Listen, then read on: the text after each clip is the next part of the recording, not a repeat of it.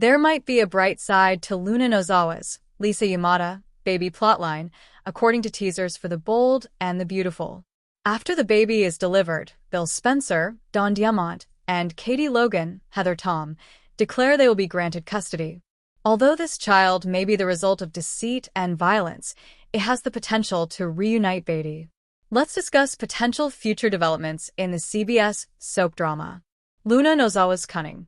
In order to ascertain whether Will Spencer, Crew Morrow, is the father, Luna is currently undergoing a paternity test. According to BNB teasers, Bridget Forrester, Ashley Jones, will have to reveal that Luna is speaking the truth after the paternity test. She might still have pulled something, so that is still up for debate. Luna believes the paternity test will keep her out of jail nevertheless.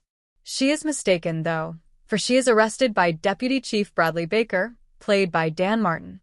Will Spencer's horror. Bill and Katie will attempt to reassure Will that they will take all necessary steps to resolve this matter in the interim. Will never be able to raise the child because it will serve as a constant reminder of the attack. In addition, Will is only starting his career and might lose Electra Forrester, Linnea Grace. Katie Logan's declaration. According to teasers for The Bold and the Beautiful, Luna finds out that Bill and Katie intend to take custody of her child on Tuesday, October 14, 2025.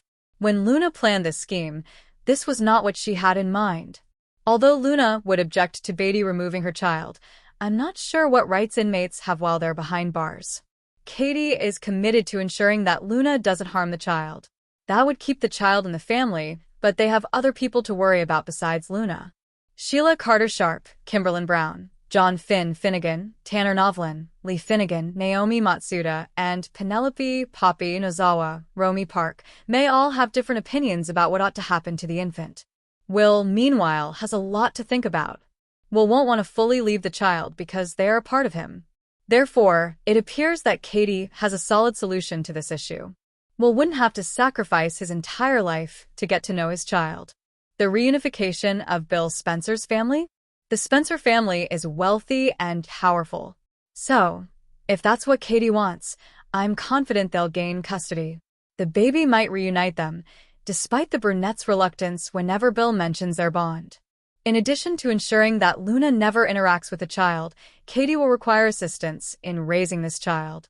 As the echoes of Luna Nozawa's shocking paternity reveal ripple through Los Angeles, the entire Spencer and Forrester clans find themselves entangled in a web of moral conflict, emotional collapse, and twisted redemption, because while Bridget Forrester's announcement that Will Spencer is indeed the father sends shockwaves through the hospital corridors, it's the quiet moments afterward, the stunned silence in Katie Logan's eyes, the disbelief twisting Bill Spencer's jaw, and the defeated slump of Will's shoulders that begin to reshape the landscape of their lives.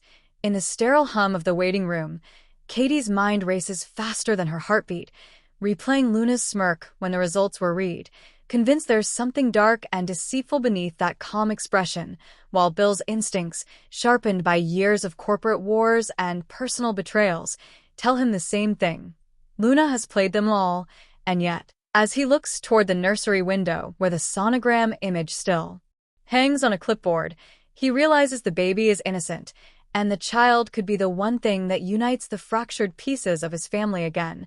Outside the hospital, reporters swarm like vultures, turning Luna's scandal into a tabloid-feeding frenzy, and by the next morning, headlines across the city scream, "Spencer Scion's love child shocker."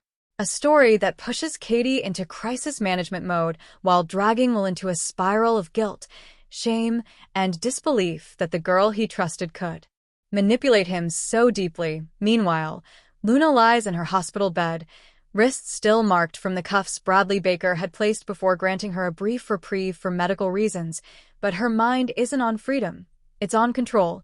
She's convinced that if she can appeal to public sympathy and paint herself as a victim of trauma and class exploitation, she can sway the court and force the Spencers to negotiate. Her plan begins with a call to her mother, Poppy Nozawa, whose love for her sisters, child, and resentment toward the Spencers merge into one dangerous motivation.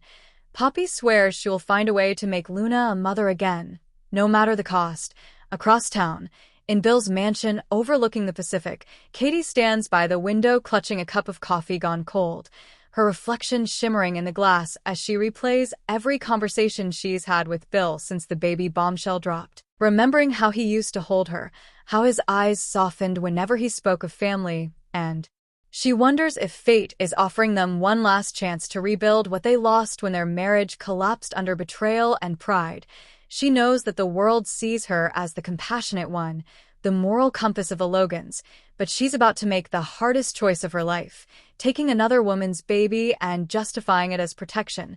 In the Forrester mansion, Brooke Logan Forrester listens as Ridge vents about how Luna's schemes have tarnished the Forrester brand, and while she sympathizes, her thoughts drift to Katie and Bill, secretly hoping the chaos will pull them back into each other's arms because Brooke, ever the romantic, believes in the redemptive power of love, even when it's born from scandal.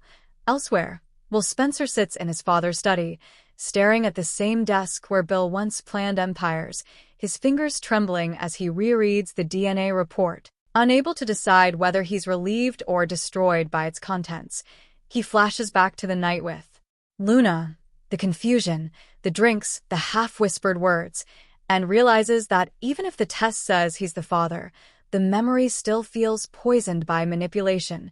When Bill enters, he finds his son broken and silent, and instead of scolding him, he places a steady hand on his shoulder, promising they'll face the fallout together, that the Spencer name will not be dragged through the mud, and that baby will be raised with love and security.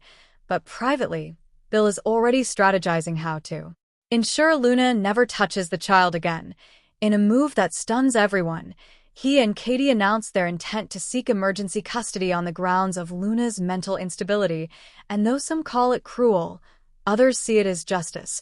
Deacon Sharp hears about it through Taylor Hayes, who visits him at Il Giardino to discuss the moral implications. Taylor argues that no child should be separated from their mother at birth, while Deacon, remembering his own long years of exile from Hope, counters that sometimes it's the only way to break a cycle of damage. Their conversation deepens, turning from ethics to emotion, until Sheila Carter, ever the specter of chaos, steps out from the shadows of the restaurant and confronts them both, demanding to know why Taylor is meddling in her husband's business. What begins as verbal sparring escalates into raw confession, as Sheila accuses Taylor of trying to rescue men she can't save, and Taylor fires back that Sheila doesn't even know what love means. The scene ends with Sheila storming off, leaving Deacon shaken and Taylor conflicted, both realizing that the lines between right and wrong, love and obsession, are thinner than ever. Back at the hospital, Baker returns with an arrest warrant for Luna, but just as he's about to cuff her, Finn Finnegan intervenes, citing a new medical report that Luna's blood work contains irregularities suggesting sedation during conception, evidence that could indicate she was drugged, not